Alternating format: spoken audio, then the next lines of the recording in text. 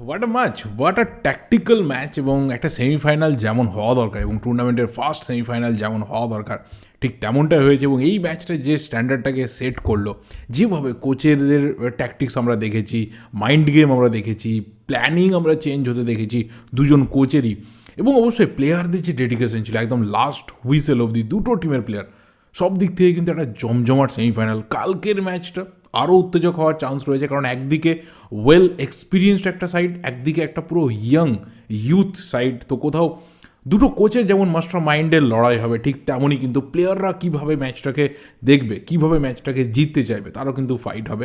এটা জাস্ট শুরুতে একটা ডিসক্লেমার দিয়ে দিলাম যে কালকের ম্যাচে কী হতে পারে তার ব্যাপার। এবং যদি আজকে ইস্টবেঙ্গলের কথা বলি, যদি আজকে ইস্টবেঙ্গলের এই 2-0 জয়টা নিয়ে কথা বলি, বাট তার আগে একটা জিনিস নিয়ে কথা বলা দরকার। 13 অগস্ট 2023 ইস্টবেঙ্গল যখন এই সিজনের প্রথম ডার্বি জিতল, ডুরান্ড কাপে যখন ইস্টবেঙ্গলের জার্নিটা খুব খারাপভাবে শুরু হয়েছিল, খুব একটা ভালো লাগেনি। তারপর কোথাও বলেছিলাম যে এই ইস্টবেঙ্গল খুব একটা হয়তো মোহনবাগানের বিরুদ্ধে কিছু করতে পারবে না, কারণ মোহনবাগান যেভাবে টিম বানিয়েছে। বাট ডার্বি জেতার পর সিরিয়াসলি বলছি, আমার যে ভিউ ছিল পুরো টিমটাকে নিয়ে বা কোচের প্ল্যানিংস নিয়ে, সেটা চেঞ্জ হয়েছিল। এবং ইমিডিয়েটলি আমি একটা ভিডিও বানিয়েছিলাম 13 অগস্ট, যে ইস্টবেঙ্গল ইজ ব্যাক। যেভাবে কার্লোস কুয়াদ্রাতের প্ল্যানিং দেখা গেছে, যেভাবে তার প্লেয়ারদেরকে ইউজ করা দেখা গেছে, হ্যাঁ তারপরে এই ইস্টবেঙ্গলে অনেক আপস অ্যান্ড ডাউনস হয়েছে, অনেক কিছু চেঞ্জেস হয়েছে। ডুরান্ড কাপের ফাইনাল হেরেছে, আইএসএলে যে স্টার্টটা দরকার ছিল সেই স্টার্ট হয়নি। পরের দিকে ইস্টবেঙ্গল রিকভারি করেছে, বেশ কিছু প্লেয়ারের ফর্মের এদিক ওদিক হয়েছে, সব ঠিক আছে। বাট সেই মুহূর্তে দাঁড়িয়ে যে ভিডিও আমি বানিয়েছিলাম, আজকে কোথাও মনে হচ্ছে সেই ভিডিওটা বানানো আমার সার্থক হয়েছিল। বহু নেগেটিভ কমেন্ট আমি সেই মুহূর্তে পেয়েছিলাম, বাট সিরিয়াসলি কী হয় যে সেইগুলো অনেক বেশি করে আমাকে পুশ করে আরও বেশি বেশি করে এই ধরনের ফিউচারিস্টিক বোল্ড ব্যাপার নিয়ে কথা বলতে। But leave it, come to today. আজকের যে ম্যাচটা, এই ম্যাচটা কিন্তু সিরিয়াসলি বলছি, আমি যখন প্রিভিউ বানিয়েছিলাম তখনই বলেছিলাম যে আলাদা একটা লেভেলের ম্যাচ হবে। কারণ শুধুমাত্র ইস্টবেঙ্গল জামশেদপুর তারা তিনটে করে গ্রুপ স্টেজের ম্যাচ জিতেছে, তারা হার্ডেল টপকেছে, সেমিফাইনালে এসেছে। বাট এই নিরিখে না, দুটো কোচ কীভাবে ম্যাচটাকে দেখতে চাইছেন, দুটো কোচ কীভাবে তার প্লেয়ারদেরকে ইউজ করছেন, দুটো কোচ কীভাবে পুরো 90 মিনিট ধরে তার প্লেয়ারদেরকে ইউজ করছেন, কীভাবে তাদের প্ল্যান চেঞ্জ হচ্ছে, এই সব কিছুর উপরে কিন্তু ম্যাচটা দাঁড়িয়ে থাকবে। এবং সেখানে কোথাও কার্লোস কুয়াদ্রাত খালিদ জামিলকে বিট করে গেলেন এই জায়গাতে। এবং খালিদ জামিলের ক্ষেত্রে কিছু কিছু পজিশনে হয়তো কিছু করার ছিল না। চিমা চুকুর না থাকাটা কোথাও ইস্টবেঙ্গলের মতো টিমের এগেনস্টে যে তাকে ফরওয়ার্ড লাইনে ভুগিয়েছে, ঠিক কথা। স্টিভ আম্ব্রির আর্লি চোট পেয়ে যাওয়াটা তাকে ভুগিয়েছে, এটা ঠিক কথা। উল্টো দিকে ইস্টবেঙ্গলের অপশন ছিল না, বোরা হাইরেরার মতো প্লেয়ারকে মাঠের বাইরে রেখে কোয়াদ্রাতকে নামতে হয়েছিল। তো দুটো টিমেই কিন্তু ডেফিসিয়েন্সি নিয়ে স্টার্ট করেছিল। গোটা ম্যাচ জুড়ে কিন্তু সেটার খুব একটা যে প্রভাব পড়েছে বলবো না। যদি আসি যেটা মেন ব্যাপার, যে দুটো গোলের ক্ষেত্রে, তাহলে প্রথমে বলতে হিজাজি মেহের যে গোলটা করেছে, এবং এই সিজনে ইস্টবেঙ্গলের যা কিছু ভালো ব্যাপার রয়েছে তার মধ্যে ওদের সবচেয়ে বড় যে ভালো ব্যাপারটা, সেটা হচ্ছে এই হিজাজি মেহেরের সিলেকশনটা, তাকে ইস্টবেঙ্গলে নিয়ে আসাটা। কার্লোস কুয়াদ্রাত কোথাও একটা সেরা প্লেয়ারকে রিক্রুট করেছেন, এবং খুব একটা দামি প্লেয়ার না, খুব একটা যে বড় বড় ক্লাবে খেলেছে, বিরাট কেরিয়ার রয়েছে তা না। বাট তারপরেও তাকে যেভাবে নিয়ে আসা হয়েছে, যেভাবে সে ডেলিভারি করছে ডিফেন্সে, অফেন্সে, কোথাও লিডারশিপ ব্যাপারটা রয়েছে তার মধ্যে, এই মুহূর্তে দাঁড়িয়ে ইস্টবেঙ্গলের সেকেন্ড বেস্ট থিংয়ের নাম কিন্তু হিজাজি মেহের। অবশ্যই ফার্স্ট বেস্ট থিং নিশ্চিতভাবে না, বেস্ট থিংয়ের নামটা নিশ্চিতভাবেই কার্লোস কুয়াদ্রাত। এবং হিজাজি মেহের যে গোলটা করেছে ওই জায়গাতে খুব ভালোভাবে ঠান্ডা মাথার ফিনিশ, কোথাও ওর যে মানে মেন্টালিটিটাকে, ওর যে ট্যালেন্টটাকে, ওর যে সিনিয়রিটিটাকে, এটাকে কিন্তু মাঠের মধ্যে প্রুভ করে। সেকেন্ড গোলটা একদম সেকেন্ড হাফ যখন শুরু হলো, হাভিয়ের সিভেরো টোরো হয়তো মনে মনে ভাববে যে কেন আমি এত দেরিতে এসে কোথাও আমি গোলগুলো পাচ্ছি, কেন আইএসএলের 10টা ম্যাচ আমি একটা দুটো গোলও করতে পারলাম না। তাহলে কিন্তু ছবিটা একটু হলেও চেঞ্জ হতে পারতো। সেটা ইস্টবেঙ্গলের লাকের দিক থেকে হতে পারতো, রেজাল্টের দিক থেকে, অ্যান্ড অবশ্যই হাভিয়ের সিভেরোর থেকে যাওয়ার দিক থেকেও কিন্তু চেঞ্জ হতে পারতো। বাট যে জায়গার থেকে সিভেরিও গোলটা করেছে, নিশুর পাসটা অনবদ্য ছিল, তার আগে নন্দা তাকে যেভাবে বলটা খেলেছিল সেটা অনবদ্য ছিল। বাট যে জায়গা থেকে সিভেরো ফিনিশ করেছে, একটা স্ট্রাইকারের ফিনিশ, একজন গোল পোচারের ফিনিশ, এবং যেভাবে ট্যাপিং করেছে, যেভাবে বলটাকে জালের মধ্যে রেখেছে, বিউটিফুল একটা ফিনিশ। কারণ কখনোই এই ধরনের নকআউট ম্যাচ 1-0 সেফ মার্জিন না, 1-0 কখনোই একটা সেফ জায়গা না, সেখানে তোমাকে 2-0 করতেই হবে, লিড ডাবল করতে হবে, এবং সেটা সিভেরিও কিন্তু করতে পেরেছে।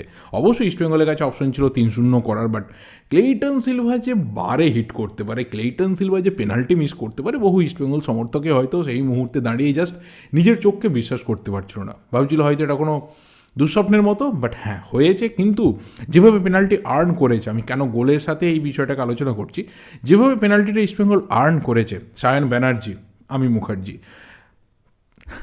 সায়ন যেভাবে পেনাল্টিটা আর্ন করেছে, বিউটিফুলি ঢুকেছিল, যেভাবে সিজারিয়ান কাট করেছে, যেভাবে ড্রিবল করেছে, প্রতীককে কিন্তু সময় দিয়েছিল, রীতিমতো সময় দিয়েছিল ওকে ফাউলটা করার জন্য। 50-50 চান্স ছিল, বাট ওই জায়গাতে ভাই ফরওয়ার্ড যদি অ্যাডভান্টেজ না পাই, তাহলে আলটিমেট ফুটবলে রেফারিদের কোনো দরকার নেই, রেফারি ছাড়াও যে কোনো ফুটবল ম্যাচ খেলানো যেতে পারে। তো অসাধারণভাবে বল নিয়ে ঢুকেছিল, যেভাবে ডিফেন্ডারকে ও ফোর্স করেছে ওকে ফাউল করার জন্য, পেনাল্টি আর্ন করেছে রীতিমতো, এটা কিন্তু ওকে একটা আলাদা উত্তেজনা দেবে আজকের ম্যাচের পর। ডার্বিতে ওর ডেবিউ হয়েছে ইস্টবেঙ্গল জার্সিতে, 17 বছর মাত্র বয়স, এবং একটা সামনে হিউজ কেরিয়ার ওর পড়ে রয়েছে। সিরিয়াসলি বলছি, বহুদিন পর আমরা হয়তো একজন ভালো বাঙালি মিডফিল্ডার বা ফরওয়ার্ড, ও যে পজিশনেই নিজেকে এরপরে আস্তে আস্তে ইমপ্রুভ করুক না কেন, সেখানে আমরা ভালো বাঙালি প্লেয়ার হয়তো আমরা পেতে চলেছি, যদি ঠিকভাবে এগিয়ে যেতে পারে। কারণ এর আগে অনেক প্লেয়ার উঠে এসেছে, বাট তারা কিন্তু কোথাও নিজেদের ফোকাস রাখতে পারেনি। তো সেটা যদি সায়নের ক্ষেত্রে না হয়, তাহলে কিন্তু লম্বা রেসের ঘোড়া ওর মধ্যে হয়ে ওঠার প্রবণতা রয়েছে। যদি আসি ম্যাচের নিরিখে ডিফেন্সের দিক থেকে, তাহলে দুটো টিমের যে ডিফেন্সিভ স্ট্র্যাটেজি দেখা গেছে আউটস্ট্যান্ডিং। শেষ মুহূর্ত অবধি দুটো টিম ডিফেন্স করে গেছে, ক্রমাগত যা কিছু অ্যাটাক দুটো টিমের তরফ থেকে এসেছে, দুটো টিমের ডিফেন্স একইভাবে সেই অ্যাটাকগুলোকে কিন্তু ব্লক করেছে। ইস্টবেঙ্গল ডিফেন্স এই ক্ষেত্রে প্রথমবারের মতো সুপার কাপে ক্লিন সিট রাখতে পারলো। ওভারঅল যেভাবে ইস্টবেঙ্গল ডিফেন্স ইনট্যাক্ট ছিল, যেভাবে ক্রমাগত থ্রেট জামশেদপুর শেষ মুহূর্ত অবধি করে গেছে বক্সের মধ্যে, শেষকালে তো একটা পোস্টে অবধি লেগেছে, বারে লেগেছে ইস্টবেঙ্গলের পেনাল্টি মিস হওয়ার পরেই। তো কোথাও সেই ডিফেন্স কিন্তু ইস্টবেঙ্গলের ক্ষেত্রে স্ট্রং ছিল। অ্যান্ড তার সাথে বলতে হয় প্রভুসুকান সিঙ্গিল কিছু অনবদ্য সেভ করেছে। কোথাও গোল লাইনে দাঁড়িয়ে ইস্টবেঙ্গল বহুদিন পর এমন একজন গোলকিপারকে পেয়েছে যে কোথাও সিলি গোল কিন্তু এই মুহূর্তে কনসিড করছে না। খুব টাফ কোনো গোল না হলে সেইভাবে প্রভুসুকান সিঙ্গিল বিট হয়নি, বা খুব একটা ডিফেন্সিভ ল্যাক না হলে, ডিফেন্সিভ এরর না হলে প্রভুসুকান বিট হয়নি। যেহেতু দেখো কেরিয়ারে আইএসএলে অলরেডি ওর গোল্ডেন গ্লাভস জেতা হয়ে গেছে, তো সেই এক্সপেকটেশনটা কোথাও ইস্টবেঙ্গল ফ্যানদের কিন্তু ওর কাছে রয়েছে। বাট 90 মিনিটে কী হয়, তুমি ক্রমাগত সব কিছু ঠিক করতে পারো না, দু একটা ওরও ছোটোখাটো মিস্টেক হয়েছে, বাট সেই মিস্টেকের পর যেভাবে রিকভারি করেছে, that was outstanding. Second thing হচ্ছে দুটো টিমের অ্যাটাক, আমি মাঝমাঠ নিয়ে পরে আসছি। দুটো টিমের অ্যাটাক কিন্তু শেষ মুহূর্ত অবধি চেষ্টা করে গেছে গোল তুলে নেওয়ার জন্য। ইস্টবেঙ্গলের কাছে চান্স ছিল লিড বাড়ানো, গোল সংখ্যা বাড়ানো, জামশেদপুরের কাছে চান্স ছিল ফিরে আসার ম্যাচ, বাট কোথাও চিমাচুকুর যে অ্যাবসেন্সটা, যে গোল পোচারের অ্যাবসেন্সটা, কোথাও বক্সের মধ্যে ফক্স ইন দ্য বক্স যেটাকে আমরা বলি, সেটা কিন্তু খালিদ জামিল ক্রমাগত 90 মিনিট ধরে মিস করেছেন। সেই জায়গাটা কেউ সেইভাবে নিতে পারেনি, এবং স্টিভ আমরি বেরিয়ে যাওয়াটা কোথাও জামশেদপুরের যে অ্যাটাক, সেই অ্যাটাককে একটু হলেও স্লো করে দেয় বা একটু হলেও উইক করে দেয়। অ্যান্ড লাস্ট থিং, যদি কোথাও মাঝমাঠ নিয়ে কথা বলি, চারটে প্লেয়ারের কথা বলবো। 1 Saul Crespo, 2 Souvik Chakraborty, 3 Jeremy Manzorro, and 4 হচ্ছে রৈত আসিকওয়া। এই চারজনের মধ্যে টানা 90 মিনিট ধরে ফাইট চলেছে। যে যতক্ষণ মাঠের মধ্যে থেকেছে, যে যতক্ষণ নিজের সেরাটা দেওয়ার চেষ্টা করেছে, ভাই সিরিয়াসলি বলছি, মানে ডুয়েলটা এই লেভেলে চলছিল, মানে কেউ কাউকে 1 ইঞ্চি জমি ওপর নিচ করে ছাড়েনি, কেউ কাউকে না। একদিকে সৌভিক চক্রবর্তী কন্টিনিউয়াসলি প্রত্যেকটা ম্যাচ ভালো খেলছে, সেই আইএসএল থেকে ওর শুরু হয়েছে, লাস্ট ফেজটা থেকে ওর যে পিকটা আমরা দেখতে পেয়েছি। বহুদিন কিন্তু আমরা সৌভিককে এতটা কন্টিনিউয়াসলি ভালো খেলতে দেখিনি। ওর ক্ষেত্রে হয় যে ওর ফর্মের একটা ইনকনসিস্টেন্সি থাকে, বাট এইবারে ইস্ট বেঙ্গলের জার্সিতে কোথাও সৌভিক কিন্তু একটু হলেও চেঞ্জড। এবং ম্যাক্সিমাম ম্যাচে দেখা গেছে যে সমস্ত ক্রিয়েটিভ মিডফিল্ডাররা থ্রেট আনতে পারে ইস্টবেঙ্গলের জন্য, তাদেরকে ও কোথাও ম্যাক্সিমাম টাইমে ব্লক করেছে।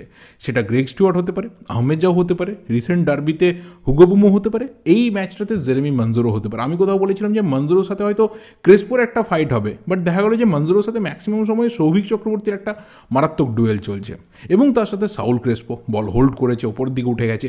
বোরহা যে রোলটা প্লে করে ডান দিক বাঁ দিক মাঝখান, সেটা কিন্তু সাউলের হাতে অনেকটা ছিল। এবং তার সাথে আরেকটা নাম বলতে হয়, যে কোথাও নিজের পজিশন থেকে বেরিয়ে এসে অন্য পজিশনে খেলো, যেটা আমি প্রিভিউতে বলেছিলাম, সেটা হচ্ছে ক্লেটন সিলভা। নাম্বার 10-এর রোলে ছিল, ম্যাক্সিমাম সময় বিল্ড আপের কাজ করে গেছে, হয়তো পেনাল্টিটা মিস করেছে, গোল সংখ্যাটা বেড়ে যেত, গোল্ডেন বুটের দৌড়ে 1 নম্বরে থাকতো, ধারে কাছে সেইভাবে কেউ আর থাকতো না ফাইনালের নিরিখে। বাট সিরিয়াসলি ও যে পজিশনে খেলেছে সেখান থেকে কিন্তু প্রচুর ও সুযোগ তৈরি করেছে। ইস্টবেঙ্গল এই সিজনে ব্যাক টু ব্যাক দুটো ফাইনালে রিচ করলো, মুম্বাই সিটি এফসি না ওড়িশা এফসি, কাদের মুখোমুখি হয়, এবং এই দুটো টিমের বিরুদ্ধেই কিন্তু ইস্টবেঙ্গল আইএসএলে অসাধারণ পারফরমেন্স তুলে ধরেছিল। মুম্বাইয়ের এগেনস্টে অল আউট ডিফেন্সে গিয়ে তাদের আটকে দিয়েছিল, এবং ওড়িশার বিরুদ্ধে 3-3টে পেনাল্টি ইস্টবেঙ্গলকে দেওয়া হয়নি, যেখান থেকে ইস্টবেঙ্গল কিন্তু ম্যাচটা 3 পয়েন্ট নিয়ে শেষ করতে পারতো। তো যার বিরুদ্ধেই হোক না কেন, সেখানে একটা মেন্টাল অ্যাডভান্টেজ ইস্টবেঙ্গলের নিশ্চিতভাবেই কিন্তু থাকবে, এটা বলে দেওয়া যেতে পারে। এবং কার্লোস কুয়াদ্রাত তিনি যেভাবে তার মাস্টার প্ল্যান দিয়ে, তার ট্যাকটিক্স দিয়ে, তার প্ল্যানিং দিয়ে, তার ট্রানজিশনস দিয়ে যেভাবে তিনি ইস্টবেঙ্গল টিমটাকে চেঞ্জ করেছেন, আলাদা করে আর কিছু বলার নেই। আমি 13ই আগস্ট কিন্তু বলে দিয়েছিলাম, যারা সেই ভিডিও চেক করতে চাও তারা সেই ভিডিওটা গিয়ে চেক করতে পারো, সাথে কমেন্ট বক্সটাও চেক করে নিও। এই ভিডিওটা এই অবধি, ভালো লাগলে লাইক করো, শেয়ার করো, যা যা ওপিনিয়ন্স রয়েছে রিগার্ডিং দিস ম্যাচ অবশ্যই কমেন্ট করে জানাতে থাকো। দেখা হবে পরের ভিডিওতে। Till then subscribe the channel যদি নতুন হও অবশ্যই। Thank you, good bye and good night.